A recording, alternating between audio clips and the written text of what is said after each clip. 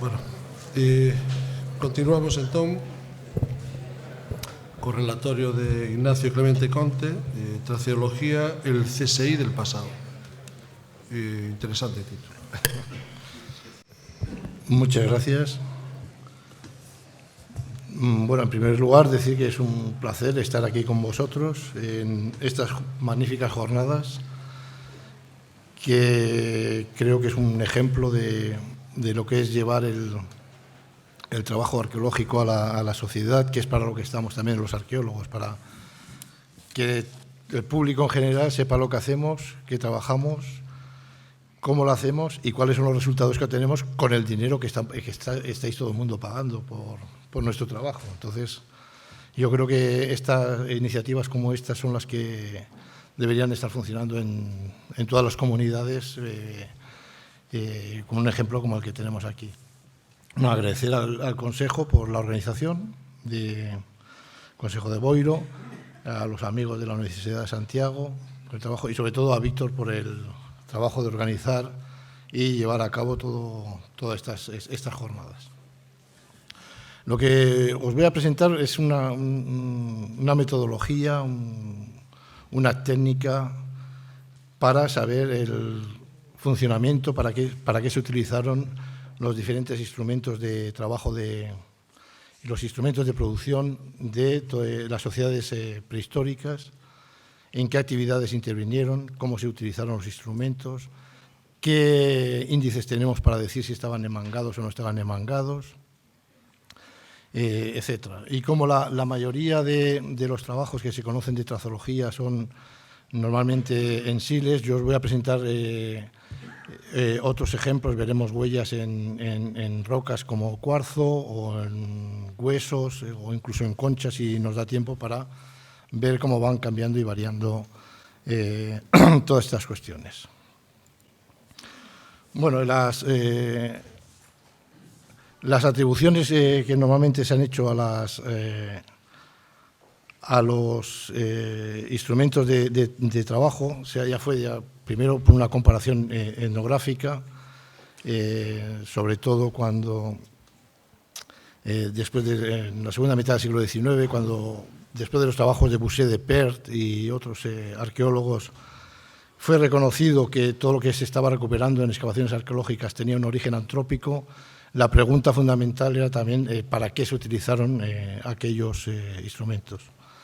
Pero estos trabajos iniciales, sobre todo después del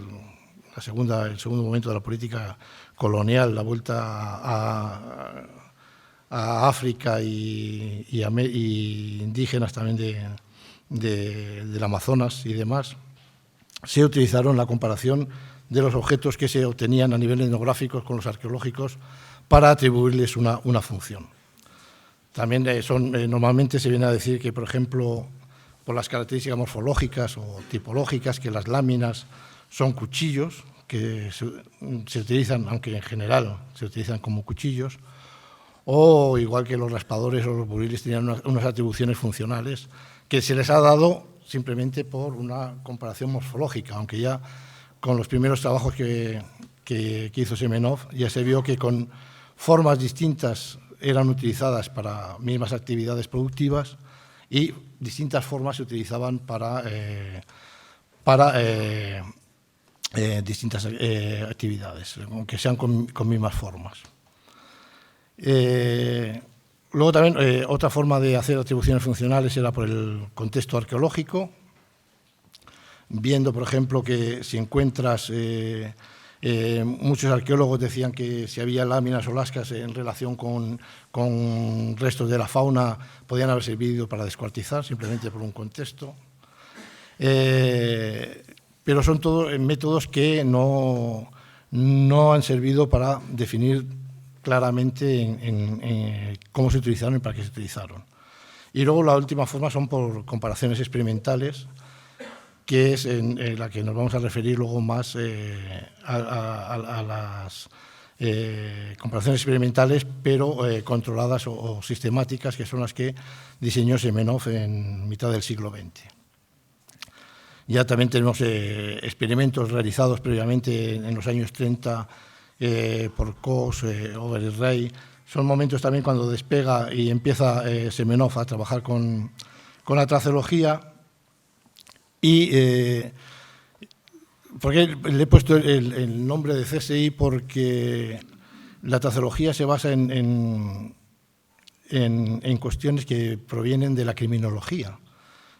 Por una parte, Semenov tenía contactos con criminólogos en aquel momento Leningrado, y a partir de ahí surgió también por la teoría de Lockhart, de que cuando dos cuerpos de distintas materias se ponen en contacto hay un intercambio de partículas que quedan registradas en las superficies tanto de una como de otra. Y más cuando hay fricción o cuando hay presiones y demás, que se consigue que una serie de atributos que nos van a servir para decir en qué fueron utilizados los distintos instrumentos. Bueno,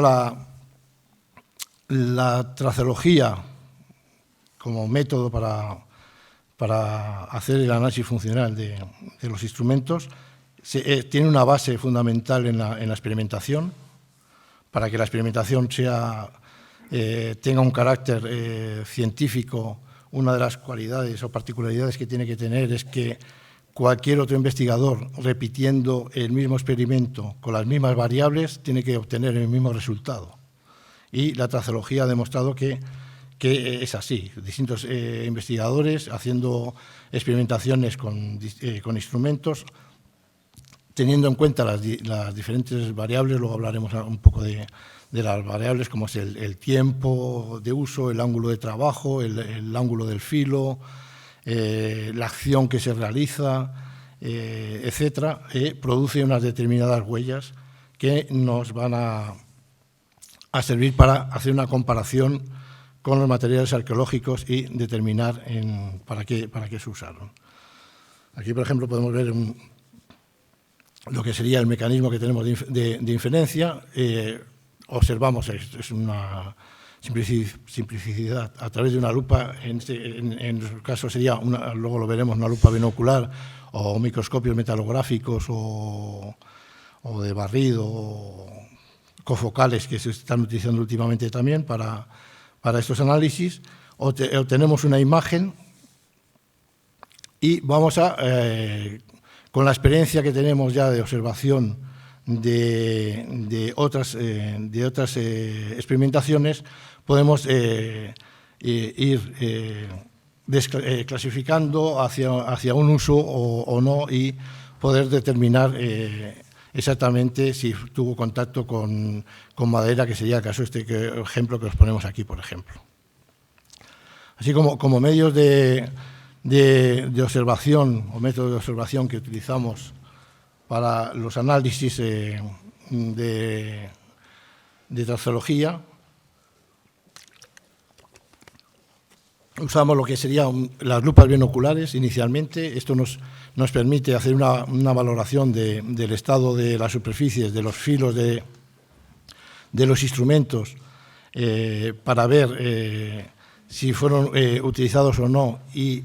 en algunos momentos podemos determinar con este medio de observación entre 10 y 90 aumentos, podemos inferir la dureza del material trabajado y la actividad realizada, aunque no adentrarnos más que a través del microscopio metalográfico, petrográfico, que aquí sí que ya jugamos entre 100 y 400 aumentos. Normalmente para el SILES con 200 aumentos es suficiente. En otras materias primas como la cuarcita es preferible usar 300 o 400 aumentos para ver determinados aspectos que nos indicarán en qué actividades y cómo se utilizaron esos instrumentos. Aquí también preparábamos los microscopios, intentando que no sean también los biológicos, para ver láminas delgadas, porque así tenemos más espacio, preparándolos especialmente con una barra larga y que nos permitan poner ejemplares de tamaño grande bajo el objetivo, y así poder analizar materiales instrumentos de gran tamaño, aunque cuando el tamaño ya es excesivo y demás, en otros microscopios se pueden utilizar moldes, como hemos visto esta mañana en la primera intervención de Marcos, con los de esto de las resinas para dentistas también, y sobre todo lo que son las reproducciones en papel de acetato con acetona, que son muy fáciles de usar, rápidos de utilizar, y que ayuda sobre todo a hacer el registro fotográfico sin que la pieza se caiga y se haya movimiento a la hora de fotografiar en el microscopio. Luego también hay otros métodos para observar, como es el microscopio electrónico de barrido. Aquí, hasta hace poco, hasta hace 10 años así, el problema era que había que metalizar, ponerles un baño de oro para poder observar con este medio de observación las superficies. Aquí se puede llegar hasta 10.000 aumentos. Lo que pasa es que el reconocimiento de las huellas de uso, si lo podemos observar a 300, es mucho más rápido y eficaz que con este tipo de microscopía, que es más lento de poner las piezas, de utilizar de hacer análisis. Y yo a lo mejor he utilizado el microscopio electrónico de barrido para cuestiones específicas, a lo mejor de micropulidos, para ver composiciones, para analizar residuos, que los residuos también nos van a dar información. Podemos sacar la composición de residuos, así por ejemplo residuos blanquecinos y dentro del mismo pulido del hueso marcan la presencia de calcio y fósforo, por ejemplo, que nos van a indicar que estamos realmente, o nos van a confirmar que estamos observando un instrumento utilizado para estas cuestiones productivas. Y luego también ahora se está utilizando mucho lo que es el microscopio confocal, que permite realizar unas imágenes con mucha calidad y muy planos, y nos sirve a hacer también análisis trazoológicos en 3 dimensiones a nivel microscópico. También lo que es el cambio ahora de los últimos 5 años, y por la última intervención que estábamos viendo de los petroglifos, la trazoología también se ha metido a través de la fotogrametría y de otros métodos también, pero ya con uso a nivel microscópico, al estudio y a la aplicación de la trazoología a petroglifos, que se han estado haciendo sobre todo en Siberia, en Rusia, por parte de Evgeny Giria y una chica que trabaja en el lejano oriente, ya cerca de Japón también, y el francés Hugues Plisson, que está también trabajando en trazoología en 3 dimensiones, sobre todo para estudios de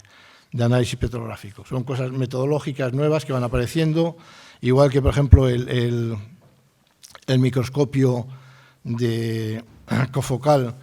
trabajos que está realizando un compañero de nuestro departamento, Juan José Ibáñez, con el estudio de las hoces o las primeras hoces en Próximo Oriente, para ver cuándo se empiezan a utilizar las hoces para cortar cereales domésticos, o cuándo eran salvajes por el estado de más verde o más maduro, más seco de la espiga en el momento de producirse el corte en la cosecha. Bueno, os voy a nombrar así, antes de pasar a ver distintos ejemplos, que siempre es más divertido ver algunos instrumentos y cómo podemos usarlo. ¿En qué nos basamos? ¿Cuáles serían los rastros que vamos a observar a la hora de identificar el uso de los instrumentos de trabajo? Esto normalmente, aquí lo que estamos hablando de lo que serían melladuras o desconchados que llaman otros investigadores en la península. Están relacionados con fracturas mecánicas por cuestión de la presión de los filos con el instrumento. Son todos los negativos de las extracciones que se han realizado, lo que podrían parecer también en algunos casos retoques o confundirse con retoques, cuando en realidad son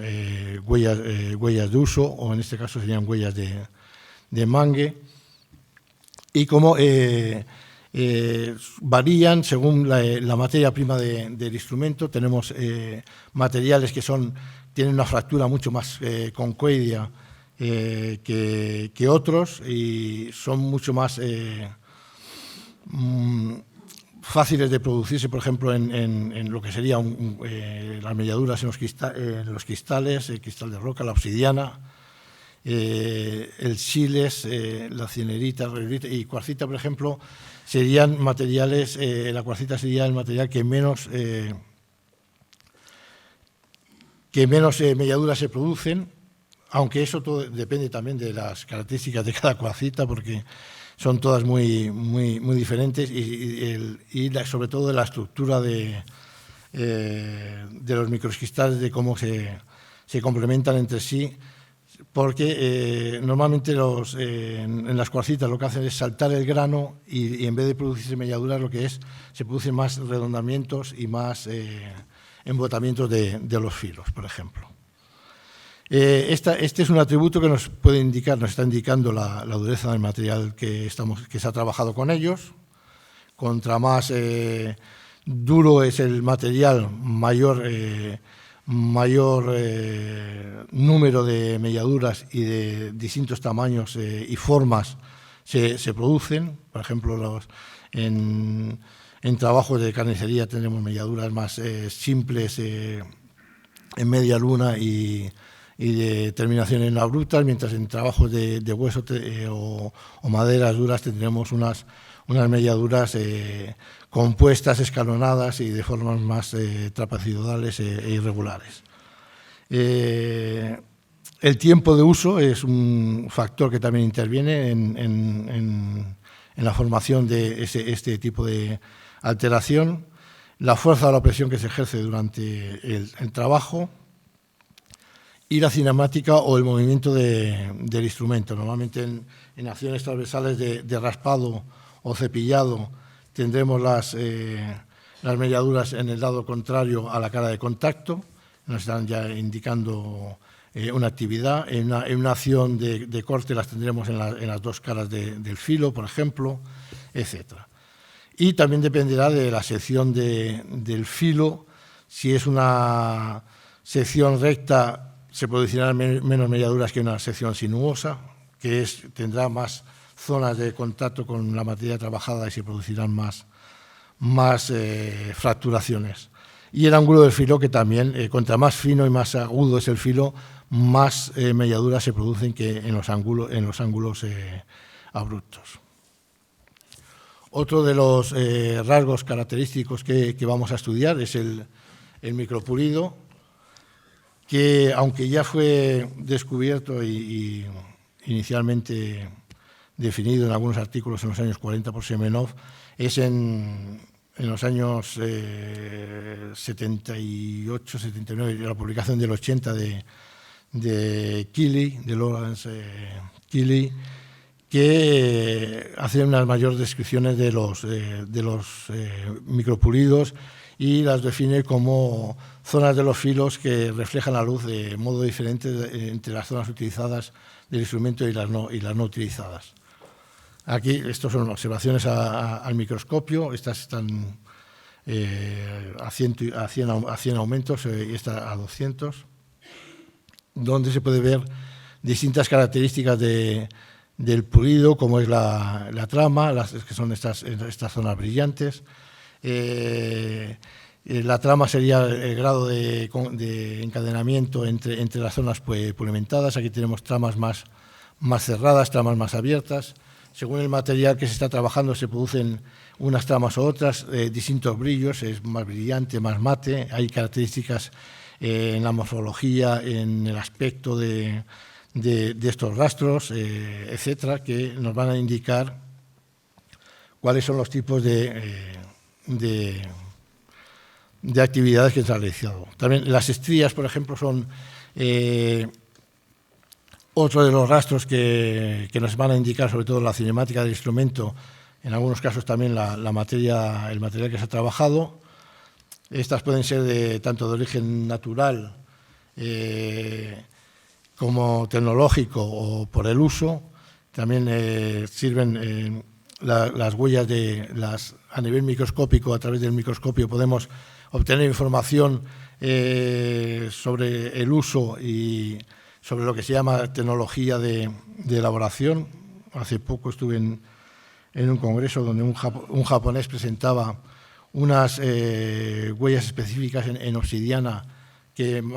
según el ángulo que presentaba, podía definir si había sido extraída la lámina por percusión indirecta o percutor blando, o por presión, según el ángulo de esas huellas, por ejemplo, que pueden servirnos para hacer acercamientos a los procesos de la producción, en este caso lítica. Aquí, para que veáis un ejemplo diferente, estos son de unos trabajos de Knutsson y Nora Taipale, que es una muchacha de la Universidad de Finlandia, de Helsinki, de Finlandia, que trabaja con cuarzos,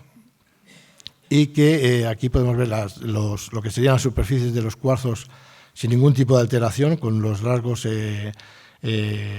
naturales y rasgos tecnológicos que nos indican de dónde viene la fractura de cada cristal, por ejemplo. Y estas dos de aquí, estas dos con unas claras huellas de uso, como hay un redondamiento, como hay todo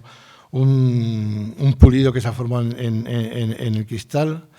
característico del trabajo de madera, también con algún tipo de estriaciones que luego veremos en otros casos.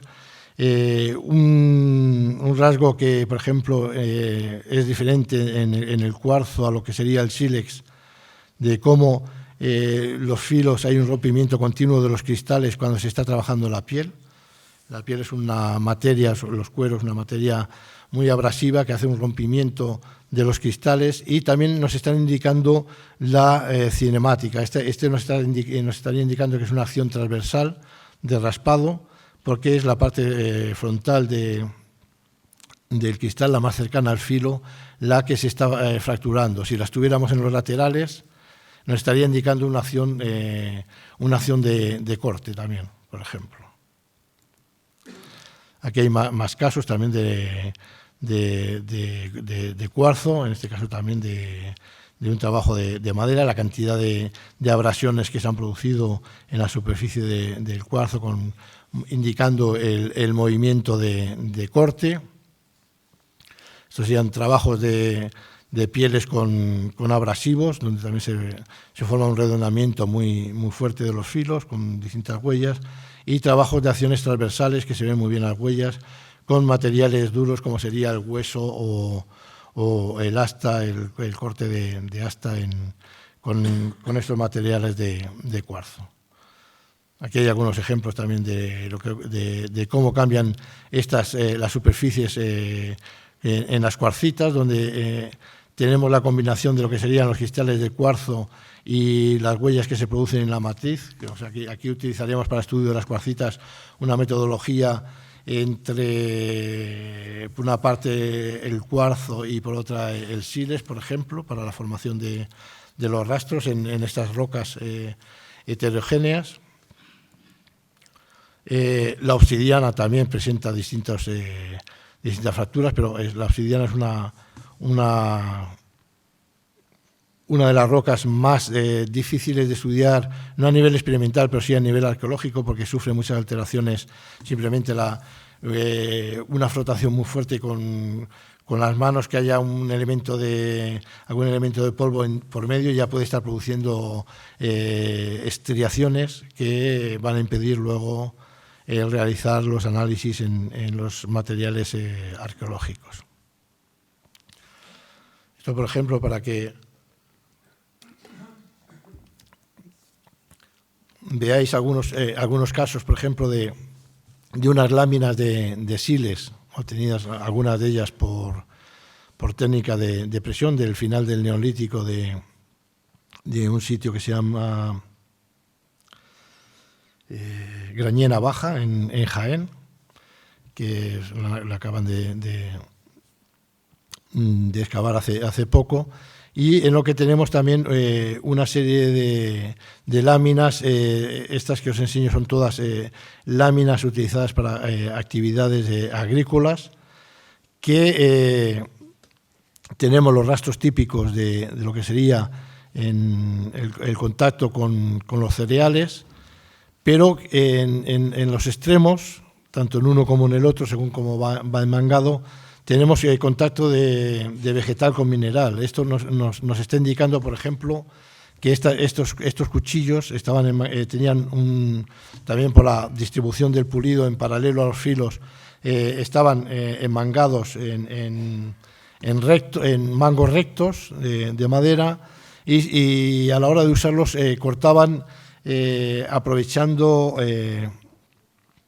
algunas de estos instrumentos, cortaron aprovechando el máximo el tallo, o sea, cortando a ras del suelo, y de ahí las diferencias que tenemos de estas hoces con otras. En el mismo yacimiento podemos tener hoces que están aprovechando el corte a ras de suelo, y otras hoces que están cortando más arriba del tallo, y en la que solo tenemos los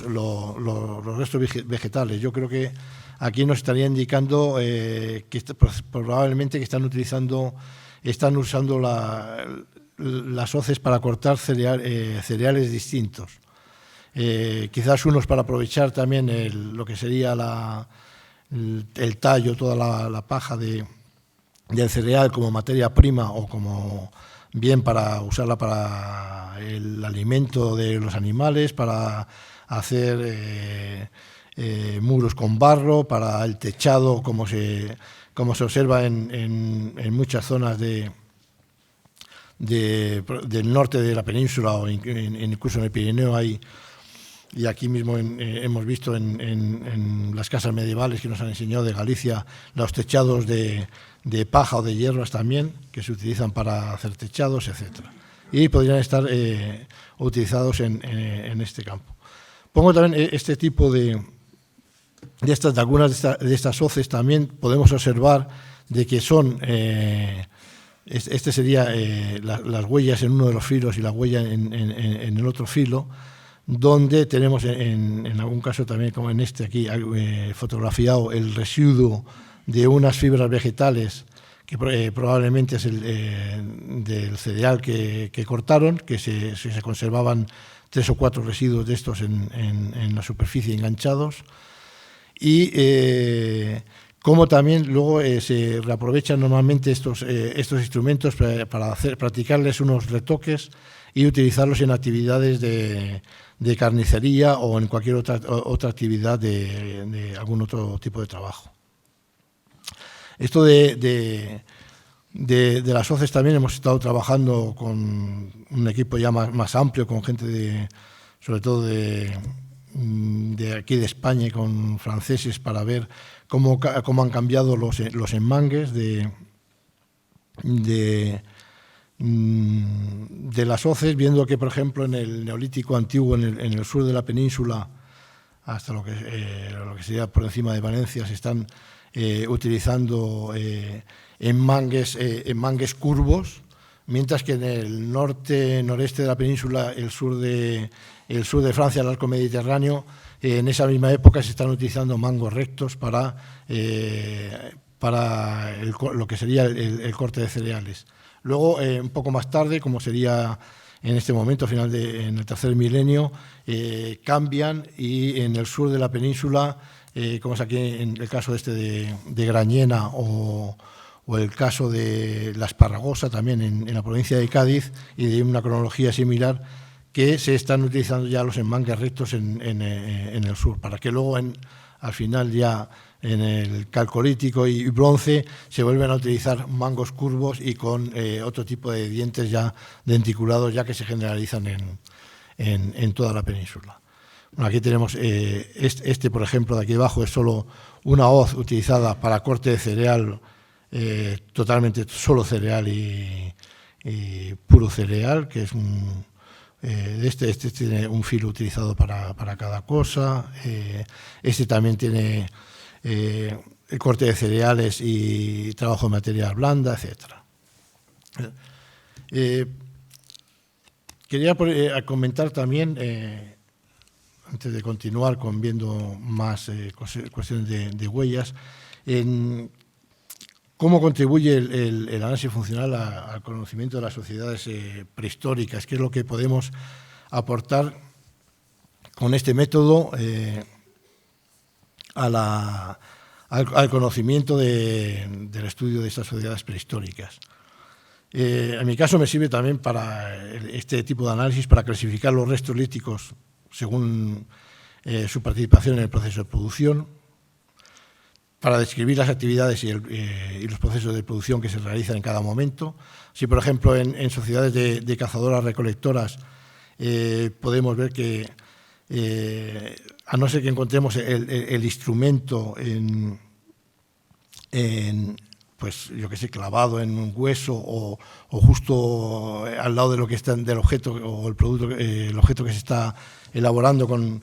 ese instrumento, resulta muy difícil adscribir en qué proceso de producción que se está produciendo, porque las actividades son similares para hacer una punta de arpón de hueso, para hacer una punta de flecha en hueso, por ejemplo, o el trabajo de madera de los ástiles siempre será pues desbastar, cepillar y alisar, por ejemplo, y que se van a utilizar en distintos productos. Sin embargo, luego ya en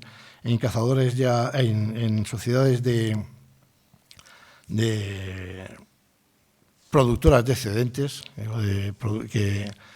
que pueden almacenar y producir excedentes, y ya como los agrícolas, que tenemos actividades más complejas, pero que nos permiten, tenemos más facilidad para decir en qué momento en qué proceso por ejemplo, de la producción de la harina, en qué proceso exactamente han podido estar involucradas cada uno de los instrumentos que analizamos. Así, por ejemplo, podemos tener hoces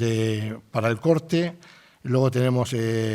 instrumentos que han servido para separar la espiga del grano trabajando sobre el suelo en estas épocas del Neolítico. Luego ya en el Calcolítico ya tenemos también los elementos de trillo que empiezan a aparecer, por lo menos aquí en la península ibérica, aunque en la zona de Bulgaria y en Oriente Próximo dicen que son del Neolítico antiguo, del sexto milenio, séptimo milenio. Pero son pocos los hallazgos en conjunto para decir que se tratan exactamente de elementos de trillo. Y luego tenemos los molinos, tenemos otros instrumentos que nos permiten hacer una mejor descripción de las actividades productivas en el sentido de lo que es la cosecha y en la agricultura. Bueno, también sirve para hablar de la funcionalidad del sitio, por ejemplo, en la zona del Cáucaso, trabajos que hizo Zelinsky comparando los yacimientos del Paleolítico Medio de la zona de montaña con los del llano, veía que, por ejemplo, había en la zona del llano solo tenía actividades y en sitios al aire libre actividades que representaban solo lo que serían actividades de carnicería, de descuartizado de animales y trabajos de pieles frescas, mientras que en los sitios, en las cuevas grandes y bien orientadas en la zona de montaña, ya tenían trabajo de madera, trabajo de hueso, trabajo de pieles secas y demás, que nos estarían indicando un sitio más estable y menos estacional que los otros, por ejemplo. Podemos aportar datos sobre la organización social del espacio para ver dónde se realizaban las distintas actividades. Aquí, por ejemplo, hay un trabajo muy interesante de Kili con un belga en el sitio de Mer, un sitio del Mesolítico, donde encuentran un espacio de unos 5 o 6 metros cuadrados, donde todos los elementos líticos que recuperan de allí están todos relacionados con el trabajo de materias óseas, por ejemplo, en todas las actividades, en cortar, en desbastar. Entonces, ya se puede decir que ahí había un área de trabajo específico para el hueso. En trabajos que hice yo en Tierra del Fuego también vimos que en el interior de una cabaña de los Yamana había una zona donde había muchísimos instrumentos relacionados con el trabajo del hueso, mientras que el otro área estaba con muy pocos efectivos con esta relación. También comparándolos con los datos etnográficos de estos grupos, sobre todo los de la misión Scientifique francesa y de Lothrop y del padre Gusinde, que estuvo en los años 20 del siglo XX en el canal Beagle, decían que los Yamana tenían una parte para las mujeres y otra para los hombres dentro de lo que serían las cabañas. Tal vez esa diferencia en los trabajos nos está indicando también una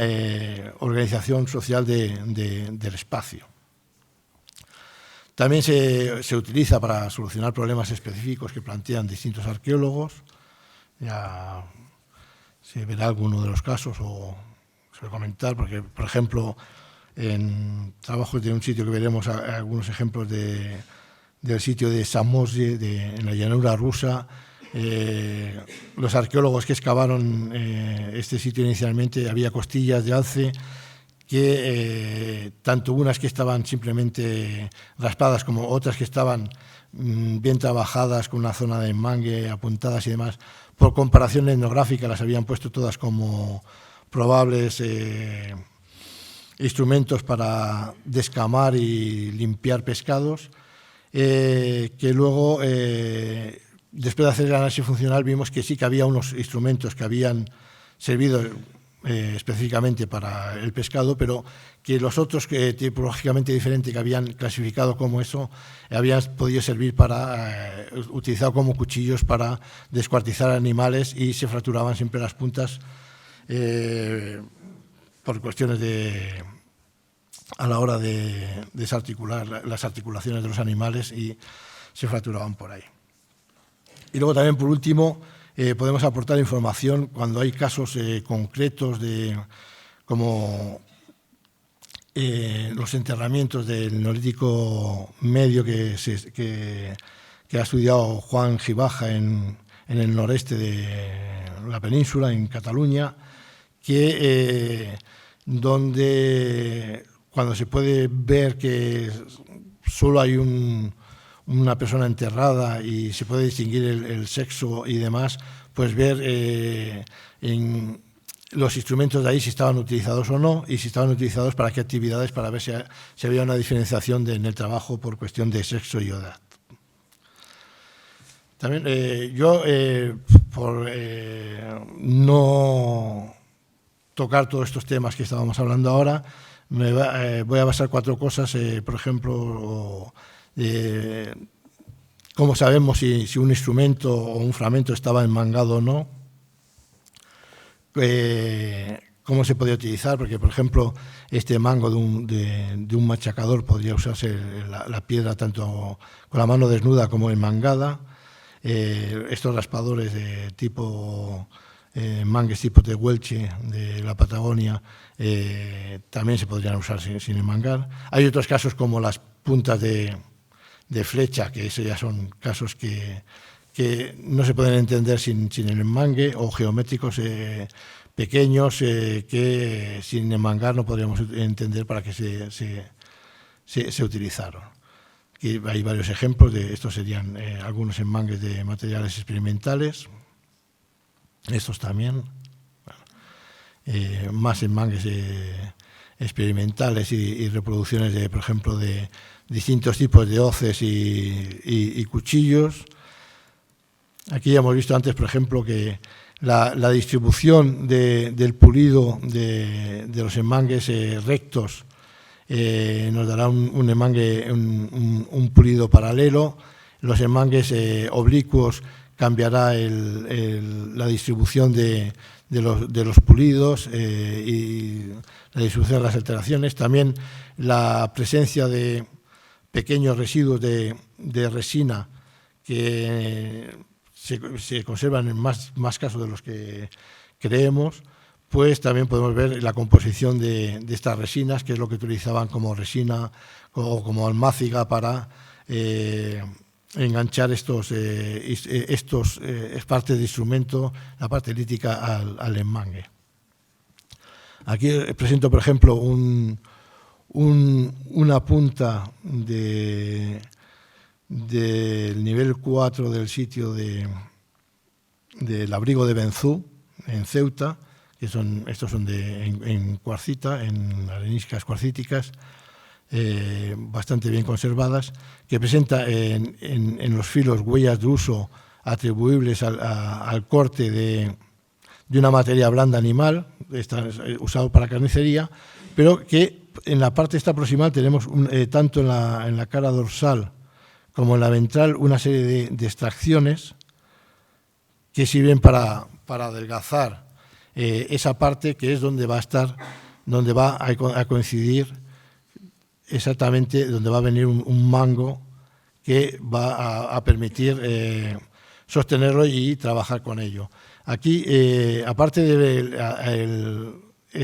a nivel macroscópico de un adelgazamiento buscado específicamente para cuestiones concretas, podemos observar que, por ejemplo, en lo que es el interior del negativo de esta extracción, tenemos los cristales súper frescos, sin nada de alteraciones, donde los rasgos tecnológicos se observan perfectamente, donde las aristas de los cristales están frescos, mientras que justo donde podía estar haciendo fricción el mango, justo al lado donde acaba lo que sería el vértice de esta extracción, cambia el aspecto y aquí ya se está formando un pulido de contacto con la madera, que nos está indicando que era un mango de madera el que estaba sosteniendo esto. Este es un nivel arqueológico datado hace 170.000 años, aunque por ahora el enmangue más antiguo se ha documentado en la zona de Etiopía en 200.000 años, en unos trabajos que ha realizado Berle Roth de la Universidad de Leiden. Este es otro ejemplo de materiales de cuarzo, de cantos de cuarzo, que presentan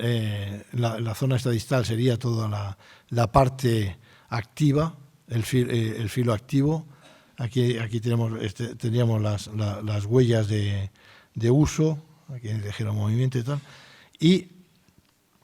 suele presentar una serie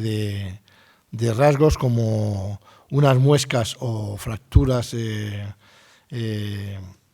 abruptas en algunas zonas proximales, o aprovechan incluso las fracturas de tipo siret cuando se producen en el momento de la talla, para hacer un enmangue y pasar lo que pasarían unas cuerdas con cuerdas vegetales, serían para atar a un mango. Estas serían las huellas que tendríamos en la zona esta del enmangue, que cambian mucho con las de uso. Aquí hay mucho más ejemplo. Este sería las mismas piezas. Aquí este es lo que te comentaba antes, le comentaba antes a Carlos, que son cuarzos tallados que se parecen mucho a uno parecido a este exactamente. Mostrasteis de Cueva Irós, también, que presentan un filo activo y luego fracturas abruptas y muescas que pueden servir para hacer la atadura, que a nivel microscópico presentan distintas huellas y se observa diferentemente. Estas serían todo lo que sería relacionado, por ejemplo, con las ataduras, de redondeamientos de los cristales, en algunos sitios se pueden observar unas pequeñas estrías. Aquí, por ejemplo, en esta se observa muy bien la zona donde ha pasado la cuerda. Y llama la atención porque en En el cuarzo normalmente los rastros de uso cuesta más que en otras materias formarse. Sin embargo, los vegetales no leñosos y demás, en 2 minutos de fricción se pueden formar rastros así a nivel experimental, y aquí es porque ha habido algo de fricción también, o estarían seguramente humedecidas estas cuerdas de vegetal para la hora de atarlo. Aquí, por ejemplo, este es un caso muy claro de las huellas en la parte activa de actividades de carnicería, y las huellas en los laterales, en el lateral para lo que sería el enmangue. Estos son materiales de Brasil. Son materiales que provocan cierta discusión a nivel arqueológico, porque estos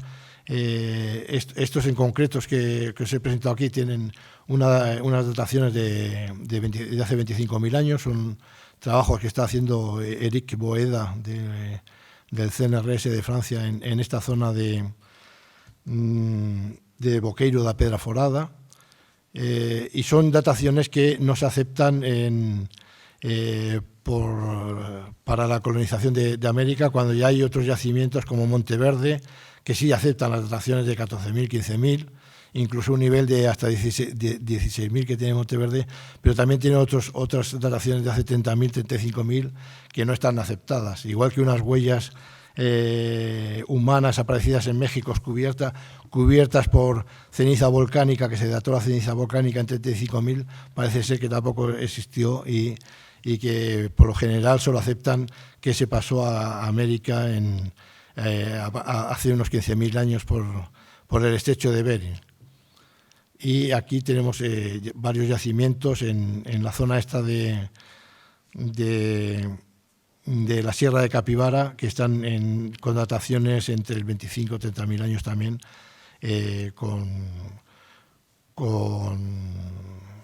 con estos instrumentos y con huellas de uso de haberse utilizado y tallado totalmente de origen antrópico. Esto sería, por ejemplo, el único caso que observé la presencia de residuos de células vegetales. Ahora faltaría analizar que está justo, si lo observáis, en el pulido que se está formando, al que yo lo atribuía a un pulido de enmangue, y justo se conservan estas fibras vegetales sobre este pulido, que es lo que estaría atando. Y a nivel de hipotético y de experimentación realizamos este tipo de enmangue para probar su efectividad, y es muy efectivo siempre que las cuerdas pasen por el interior de la madera y se sujeten así no pueda soltarse el instrumento mientras se está utilizando. Voy a presentar también un caso muy curioso que nos ha servido también para ver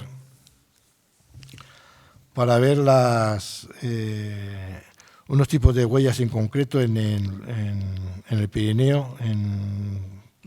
el Pirineo central, donde después de estudiar el origen de las materias primas de varios yacimientos del Neolítico antiguo, lo que sería la zona de los yacimientos de Chaves, la Puyascada, Colotrasito, Strox y la cueva del Sardo en el Parque Nacional de Aguastortas en Lérida, que el 70%, el 80% de los siles tallados ya llega al sitio tallado y proviene de la llanura del Ebro, viene de 100 y pico kilómetros, y entonces lo transportaron en bolsas, o algunos irían ya enmangados y demás, pero eran transportados en bolsas para luego enmangarlos y utilizarse. Entonces, lo que hicimos una experimentación para ver cuáles eran las huellas de transporte y poderlas diferenciar de las huellas de uso. Aquí, por ejemplo, tenemos todas estas melladuras que podrían confundirnos con con huellas de uso, las pueden producir también el transporte. Aquí tenemos también todas estas pequeñas melladuras. Estos son experimentales también. Aquí es un trabajo de una pieza que había sido enmangada. Aquí aún están los restos de la resina y demás para cortar una materia blanda que se producen estas melladuras, que son muy semejantes a las que producen el transporte cuando las piezas están sueltas dentro de la bolsa y van chocando entre sí. Luego los puntos de fricción, el friction spot que se dice en inglés, lo que denominó Moss como pulido G, otros le llaman pulido en espejo y demás. Esto, por ejemplo, aquí está a 400 aumentos, que es como mejor se ve.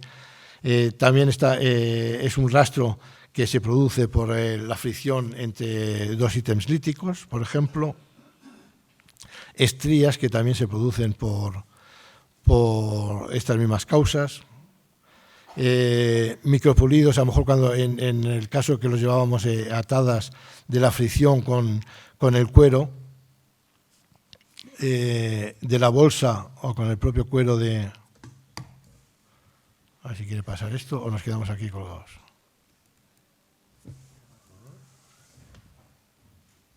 Puedes pasarlo, ¿no? Ahora ya está. Ya. Bueno, aquí se ve a más aumentos el pulido de la fricción del cuero, por ejemplo. Esta diapositiva va a dar problemas.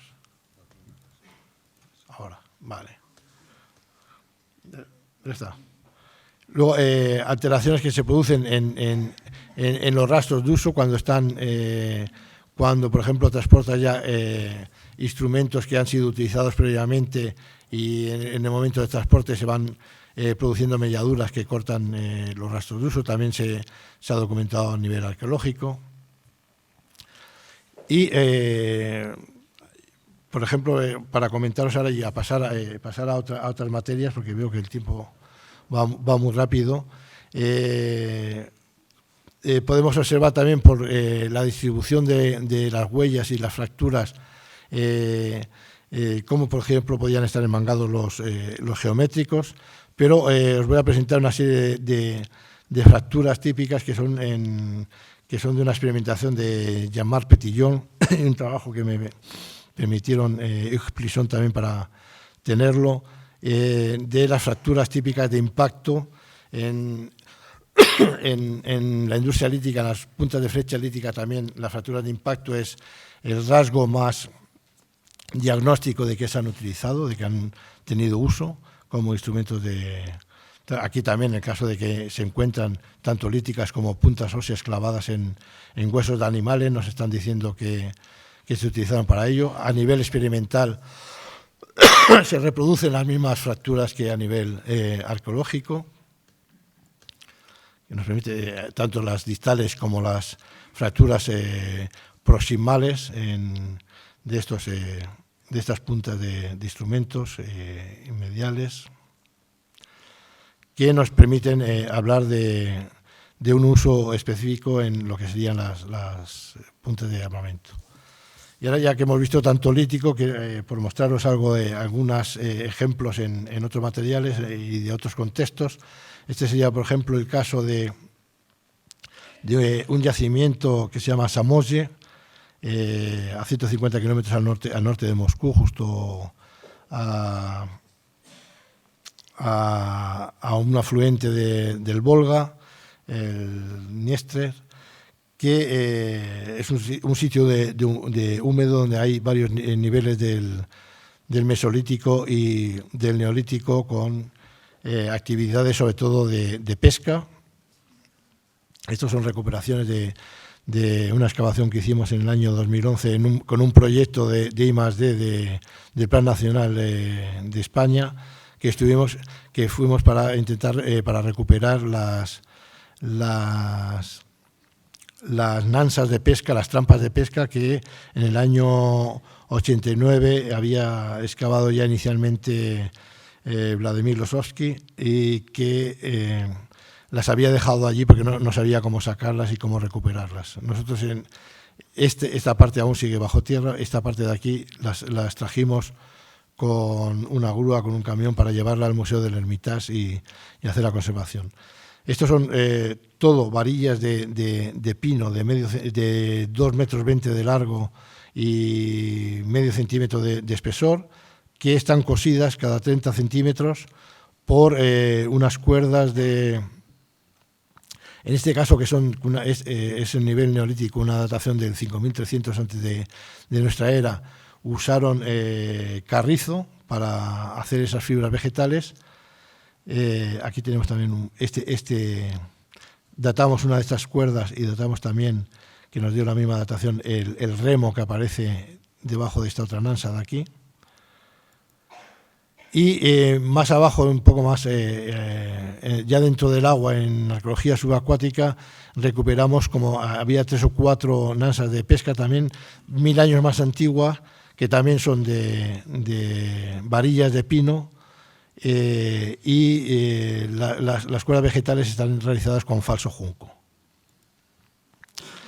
Aquí os presento una serie de instrumentos que son instrumentos realizados en huesos largos de alce, que todos presentan un ángulo de 45 grados, que han servido todos para trabajar. Estos son ya distintas fracturas, las huellas de uso que vimos también a nivel experimental y a nivel arqueológico para comparar los trabajos de madera. Estos son instrumentos que se utilizaron todos para el trabajo de madera, pero yo creo, después de haber realizado varias experimentaciones, que aquí los usaban para separar y hacer lo que serían tablas, y luego estas tablas con unas costillas usadas así para hacer cortes, es como realizarían las varillas estas tan largas y todas tan iguales y tan perfectamente trabajado. En este yacimiento de Samoye, aparte de estos instrumentos, de los instrumentos en 45 grados que se llaman, para el trabajo de madera, hay muchos más instrumentos también relacionados con el trabajo de madera, como son azuelas, hachas en asta de alce, aparte de hachas pulimentadas y sílex también utilizados para la madera. Y luego tenemos toda esta serie de mandíbulas de castor, que todas, la mayoría de ellas con una perforación, que inicialmente las consideraban como algo de adorno, algún fetichismo con los castores, pero que en el año 2000 estuvimos haciendo un estudio y no es extraño que toda esta gente del pasado, viendo la fuerza que tiene el castor en las mandíbulas, que es capaz de tirar árboles bien grandes y de hacer todas esas presas, pues que pensaran que podía ser un buen elemento para trabajar también la madera o otras de esto. A nivel experimental realizamos experimentación con mandíbulas de castor que conseguimos por un proyecto de biólogos del Centro Austral de Investigaciones Arqueológicas del CONICET de Argentina, que nos pasaron una serie de mandíbulas para poder hacer esta experimentación. Comparamos con las huellas típicas del castor, las propias. Esto es mejor experimentación que esta, es el propio uso del incisivo del castor para tirar los árboles, que deja todas las huellas del trabajo de la madera en la superficie del esmalte, típico del trabajo de madera, con distintas estriaciones, distintos movimientos que ha realizado el castor en vida y que se ven en ese tipo de huellas. Pero la ventaja de poder estudiar estos instrumentos es que esta gente de Samoye extraía la parte del esmalte y entonces quedaba una superficie fresca, y todas las huellas de uso se han desarrollado en la superficie fresca sin ningún tipo de alteración. Por eso no podemos confundirlas con las del propio castor. Aquí estamos realizando la experimentación para los cortes, simplemente una ligera presión. Luego, si le ponemos un límite de corte, ahí es donde se queda la presión. Y si no ponemos el límite del corte, por ejemplo, se parte con la presión realizada con el lítico, se parte todo el incisivo longitudinalmente, que es como aparecen muchos de estos a nivel arqueológico. Luego también la rama ascendente, normalmente en todos los instrumentos está cortada, y aquí aparece el agujero que veremos algunos de los casos y demás. Bueno, nosotros hicimos esta experimentación para trabajar madera y trabajar asta también de cuerna de ciervo, para ver las distintas huellas que se forman en las superficies frescas de los instrumentos y poderlos comparar. Y a nivel arqueológico encontramos también distintas maderas, distintas... y a nivel arqueológico encontramos también que la mayoría habían sido utilizadas como gubias y como vaciadores para trabajar madera, utilizando la parte distal como gubia, buril y todos los filos laterales para hacer los vaciados. Podría haber ido muy bien para hacer la elaboración de cucharas, platos en madera, de todo eso, etcétera. Luego nos preguntábamos qué pasaba con toda esta serie de perforaciones que presentan. Hay algunos que no, que se utilizan, también tienen uso y no han llegado a perforarlas, pero nosotros vimos que cuando se está usando, en el momento que se secan mucho, estos incisivos se desprenden, se caen o se mueven o se pueden fracturar a la hora de hacer mucha presión, mucha fuerza. Y entonces la pregunta era ¿para qué estaban estos agujeros, que justo coincidían en la mayor parte con donde llegaba el incisivo? Y le pregunté a los arqueólogos si no había porque en todos los que había observado yo no había ningún caso que hubiera algún freno pero encontraron dos que conservaban 2 trozos de madera incrustados aquí en estos agujeros, y es para frenar. Se ponía un taco de madera para frenar el movimiento del incisivo y evitar la fractura del instrumento y alargar la vida del instrumento para que durara mucho más. O sea que todos los agujeros estos que coinciden con los incisivos estaban relacionados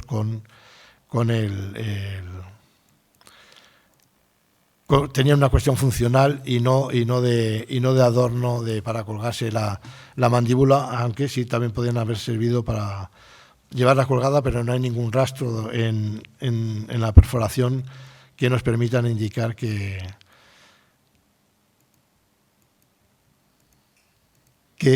tuvieron algún... O sea, voy a pasar todo esto rápido para distintas huellas, distintas cosas de esto. Bueno, aquí también para que veáis que la rama ascendente de la mandíbula inferior también se utilizaban para elaborar colgantes, por ejemplo, y todas las partes de los incisivos que habían extraído del esmalte también con una serie de perforaciones para pasar los cordeles fueron convertidos en colgantes. En 3 casos, incisivos que habían sido utilizados como instrumentos luego pasaron a ser adornos y se utilizaron como adornos. Bueno, les voy a enseñar esto también, que es un material que trabajó un colega y maestro mío, Evgeny Giria, de la Academia de Ciencias de San Petersburgo, en la isla de Sokov. Se encuentra aquí. Entonces aquí habría una península con un yacimiento del Mesolítico donde aparecían esta serie de artefactos con estas bandas, con golpes aquí arriba y con unas zonas, las puntas muy redondeadas y brillantes, elaboradas todas en colmillo esto es colmillo de mamut. y todas redondeadas y demás, que comparándolos con las experimentaciones que hizo él, esto es de haber penetrado en el hielo, o sea que eran clavadas en estacas que se clavaban en el hielo para hacer aquí ataduras y sostener lo que es la vivienda. Por la situación también estaban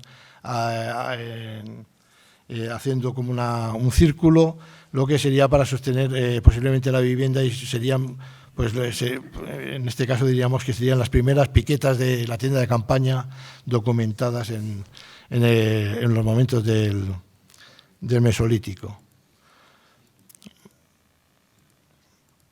Bueno, estos son también huellas en hueso de dependencia central, pero por variar un poco ya de materias, os voy a presentar en 5 minutos el último caso, el último ejemplo que son en conchas de mejillón, de Mytilus, en Mytilus galoprovincialis en este caso, en el sitio de la Draga y en el sitio de la Sierra de Mas Bonet, 2 sitios del Neolítico que están situados a una distancia, esta de la Draga, a unos 35 kilómetros en línea recta del mar actual, y que transportaban hasta allí los mejillones, igual que hasta la Sierra de Mas Bonet, para utilizarlos. Bueno, estos son huellas experimentales en lo que sería para el trabajo de piel y madera en Mytilus, el trabajo en cerámica también a nivel experimental, descamado de pescado a nivel experimental. Aunque se ve así tan fresco como se ve, es un mejillón del Neolítico antiguo de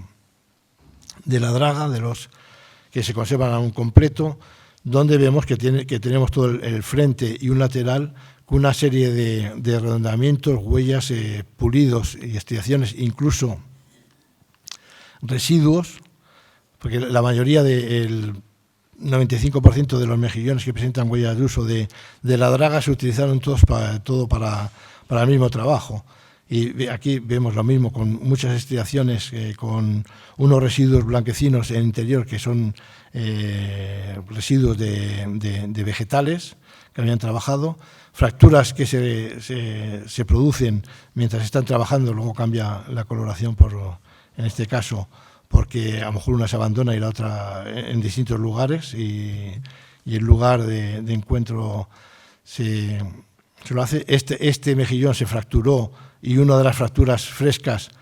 vemos que también está redondeada y utilizada, se sigue utilizando en la misma actividad productiva, de estirar, aquí tenemos más claro aún todo eso, de estirar las fibras vegetales, de extraer las fibras vegetales con estos instrumentos específicos. Sin embargo, en Mas Bonet, en el otro yacimiento que está al lado de Figueras, están peor conservados los fragmentos de Mytilus. Analizamos 34 del Neolítico antiguo, no encontramos ninguno con uso. En el Neolítico medio de 51 que analizamos había 8 fragmentos que tenían uso, y del Neolítico final también había 8 fragmentos con uso. Estas 3 venían fragmentadas. Realizando el análisis funcional, las huellas de uso nos permitió, porque recordando las huellas que habíamos visto en unas, buscar las otras bolsas para hacer el remontaje. Fue a través de las huellas de uso como pudimos realizar el remontaje de este mejillón, que era un instrumento utilizado para una misma actividad. Aquí, en este caso, se utilizaron para diversas actividades, hay alguno también para el trabajo de fibras vegetales, pero hay más actividades, hay algunos de nuestros mejillones utilizados en actividades de carnicería, donde tocan materia blanda y algunos contactos con materia duro. Trabajo de pieles también está documentado en Mas Bonet, y el trabajo de madera, que también se documenta en este sitio. Hay una intervención de estos instrumentos en unas actividades más diversas que en la Draga, donde parecen que son instrumentos más específicos y más concretos para una actividad productiva determinada. Bueno, lo dejamos aquí. Muchas gracias. No quiero excederme más.